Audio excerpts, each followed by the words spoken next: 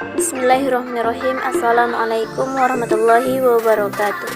Kembali lagi bersama saya Mister Mila NIM 1916030107 yang akan mempresentasikan tentang aspek-aspek studi kelayakan bisnis usaha saya, yaitu telah singkong gaul.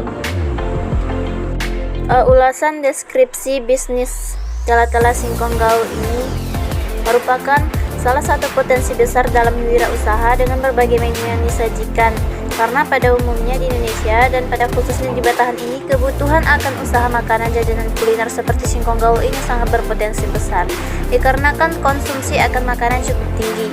Selanjutnya yaitu aspek pasar dan pemasaran. Ada segmentasi, targeting, dan positioning.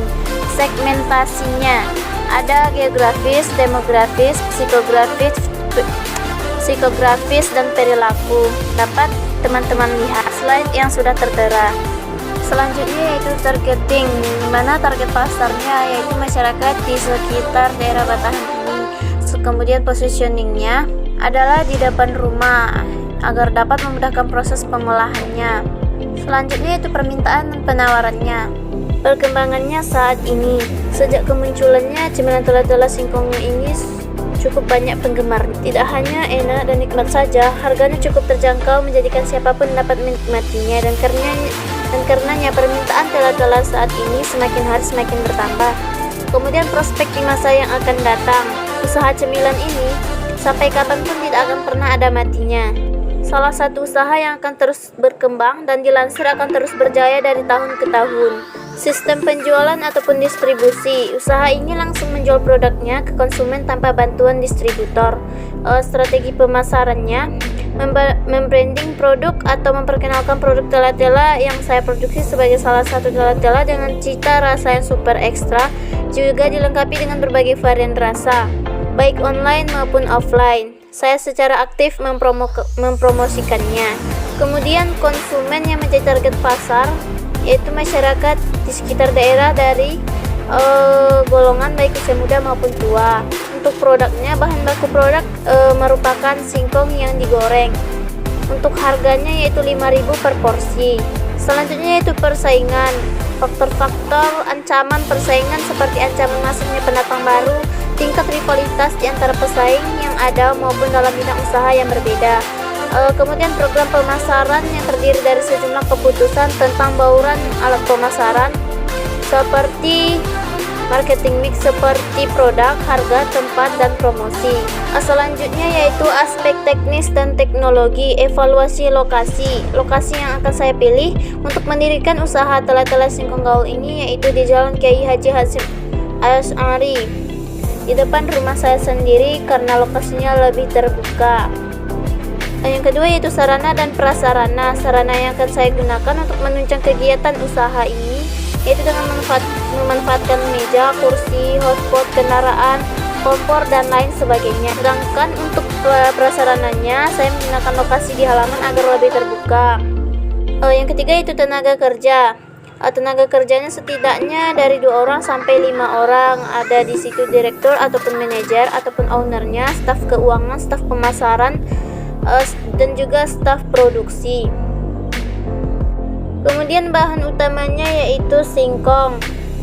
Bangunan dan tata letaknya. Usaha telah singkong gaul ini akan didirikan di atas tanah halaman rumah depan dengan luas halaman yang cukup lebar. Kemudian di sini ada jadwal pelaksanaan usahanya, yaitu yang pertama yaitu pembelian bahan pada awal Desember nanti. Yang kedua yaitu pembuatan lokasi dan juga produksinya yang akan diadakan setiap hari. Kemudian ada estimasi biaya operasional seperti biaya bahan baku yang akan diperkirakan mencapai 3 juta. Selanjutnya itu analisis teknis dan teknologi, di mana proses operasi usahanya yang pertama yaitu rencana penjualan, rencana persediaan produk, rencana kebutuhan tenaga kerja, rencana pengawasan, dan rencana pemesanan dari konsumen. Yang pertama yaitu rencana penjualan, di mana pemasarannya yaitu target dalam mempromosikan dan pemasaran adalah semua kalangan. Untuk promosi produk ini, saya mempromosikan kepada orang-orang terdekat terlebih dahulu dan menggunakan media sosial seperti Facebook, WA, dan Instagram. Kemudian yaitu rencana persediaan produk, pembelian bahan baku dan juga alat-alat untuk pendukungnya.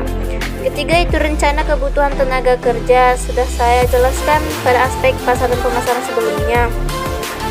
Selanjutnya yaitu rencana pengawasan yang akan saya lakukan sendiri. Yang kelima yaitu rencana pemesanan dari konsumen, di mana distribusinya atau daerah pemasaran masih dalam lingkup Kecamatan Matahan. Kemudian pembayarannya, sistem pembayaran yang saya terapkan yaitu pembayaran atau transaksi yang akan terjadi saat produk sudah sampai kepada pelanggan. Kemudian kebutuhan bahan operasi, kebutuhan bahan dari segi pendanaan, di mana laporannya sudah tertera, di mana bahan dan alat yang dibutuhkan dengan jumlah biaya yaitu Rp2.836.000. Ada juga kebutuhan bahan dari segi pengawasan dan kebutuhan bahan dari segi kegiatan pemasaran.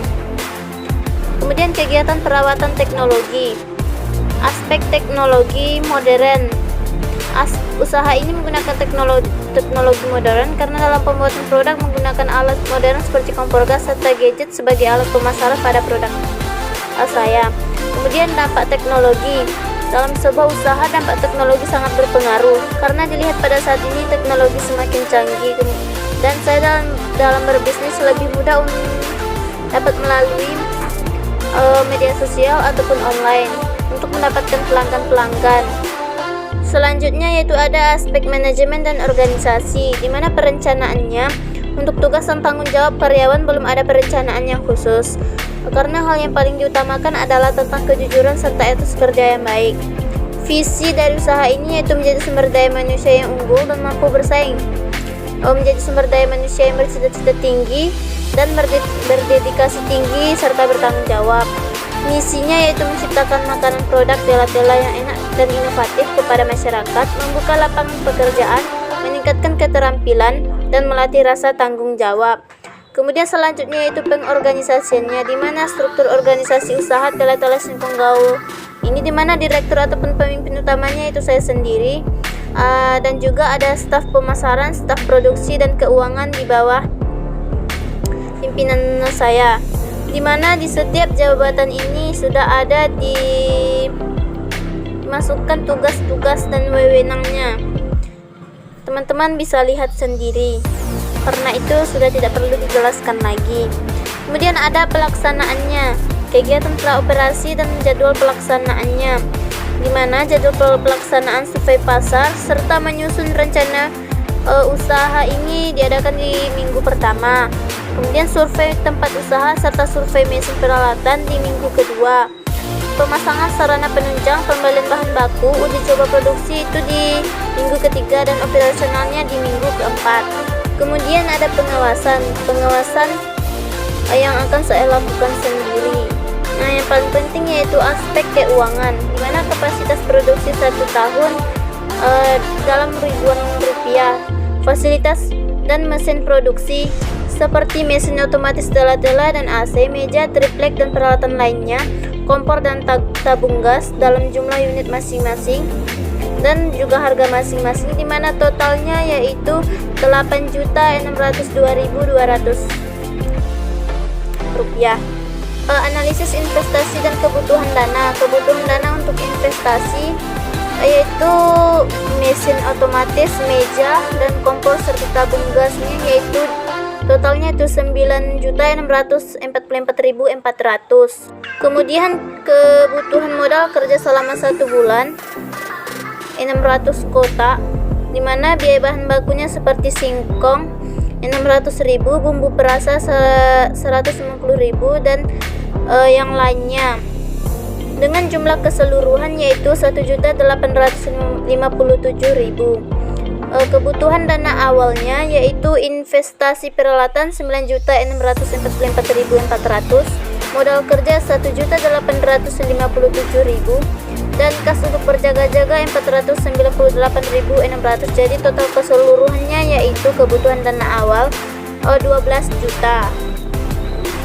Kemudian perhitungan harga pokok produksi dan penjualan, di mana persediaan awalnya masih kosong, pembeliannya itu 1.072.000. Total biaya bahan baku 1.072.000. Kemudian ditambah dengan biaya tenaga kerja langsung 500.000. Total biayanya itu 1.572.000. Kemudian biaya overhead pabrik, biaya transportasi dan BBM bagiannya, biaya listrik, air dan telepon, biaya administrasi dan biaya pemasarannya. Jadi total biaya overhead pabriknya yaitu Rp265.000. Jadi harga pokok produksinya totalnya itu 2.837.000. Dan harga pokok penjualannya yaitu dimana harga pokok produksi tadinya itu 2.837.000 sama dengan barang tersedia untuk dijual dan harga pokok penjualannya. Volume produksinya yaitu 600 kotak dibagi dengan harga jual produknya yaitu volume produksinya yaitu 600 kotak, harga jual produknya yaitu 4.728.300. Jadi dibagikan dengan 600 kotak. Jadi totalnya yaitu 5.000 per produk. Selanjutnya yaitu proyeksi rugi laba selama 6 bulan, dimana pendapatannya yaitu 600 kotak dikali 6 bulan dikali dengan harga produknya yaitu 5.000, jadi 18 juta. Biaya bahan bakunya, biaya tenaga kerja langsung, biaya overhead, biaya produksi, dan biaya operasi serta pemasarannya. Jadi jumlah keseluruhannya yaitu 12.281.400. Labanya sama dengan 5.718.600. Jadi usaha ini memperoleh laba sebesar 5.718.600 tadi. Selanjutnya itu proyeksi arus kas ataupun perkiraan cash flow. Dengan modal awal 12 juta, penjualan per bulan yaitu 600 kotak dikali dengan Rp5.000. Mana bulan pertama dokas awalnya yaitu 12 juta, bulan kedua menurun, bulan ketiga naik, dan bulan seterusnya juga akan naik. Dimana penjualan dan biaya-biaya lainnya akan diperkirakan sama setiap bulannya. Jadi saldo akhirnya di sini yaitu bulan pertama 3.497.400, bulan kedua 4.640.400, dan bulan ketiga sampai seterusnya diperkirakan akan mengalami kenaikan. Selanjutnya yaitu penilaian investasi dengan analisis BEP ataupun break even point, dimana biaya bahan bakunya sudah tertera di situ dan biaya yang lainnya dengan jumlah biaya operasi 1.742.000. Maka BEP per unitnya yaitu 292 unit ataupun 292 kotak, dimana BP unitnya itu fixed cost dibagi dengan soft price per unit dan dikurang dengan variable cost per unit, memperoleh 292 unit. BPRP nya ataupun break even point dalam rupiahnya yaitu 292 unit dikali dengan harga produknya itu 5.000, jadi Rp1.460.000. Berdasarkan analisis tersebut, break even point dalam unit 292 atau penjualan sebesar Rp1.460.000. Berdasarkan analisis BP, bisnis telah singkong gaul ini layak dijalankan karena BP lebih rendah dibandingkan dengan proyeksi penjualan dalam 1 bulan. Kemudian penilaian investasi dengan payback period, yaitu mengukur berapa lama investasi akan kembali, dimana cash flow sama dengan laba ditambah depresiasi 891.000 ditambah dengan 251.800, maka totalnya itu 1.142.800. Jadi payback periodnya itu modal awal dibagi dengan cash flow 12 juta dibagi dengan 1.142.800, jadi 10 bulan. Berdasarkan payback period kembalinya modal dalam jangka waktu 10 bulan, kalau dibandingkan dengan umur ekonomisnya, maka investasi tersebut layak karena kurang dari 2 tahun. Demikian presentasi saya. Ada kesalahan mohon dimaafkan. Wabillahi taufiq wal hidayah. Wassalamualaikum warahmatullahi wabarakatuh.